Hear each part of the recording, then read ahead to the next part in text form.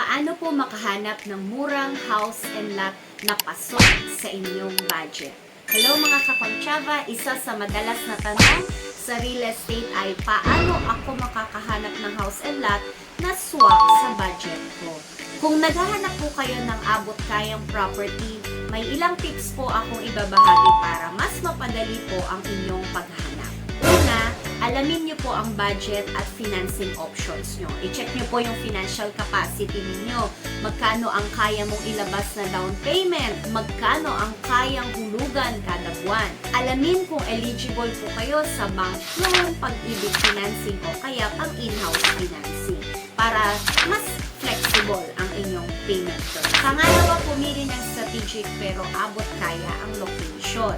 Mas mura ang property sa developing areas kaysa po sa prime locations. I-check din po natin yung access sa main roads, public transport, at future developments na maaaring magpataas ng value ng inyong property. Pangatlo po, maghanap po tayo yung pre-selling units. Mas mura po kasi yung presyo ng pre-selling kesa po dun sa mga ready for occupancy units. Tumataas po ang value ng property habang nalalapit ang turnover, kaya magandang investment ito.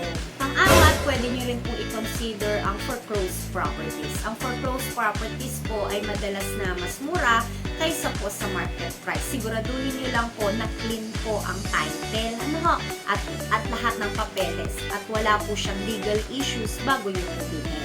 Pang-lima, humingi po kayo ng tulong sa licensed real estate brokers. Mas mapapadali po yung paghahanap nyo ng property na pasok sa budget nyo kung may expert na gagabay sa inyo. Pwede rin po kasi silang mag-recommend ng house and lot deals na hindi nyo po nakikita online.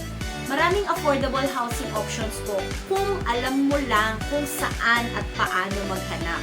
Kung gusto nyo pong makahanap ng best deals para sa inyong budget, hanap lamang po kayo ng real estate professionals. This is Natalie Concha of VS Concha Realty. Laging tandaan, real estate is for everyone. Let's learn and grow together.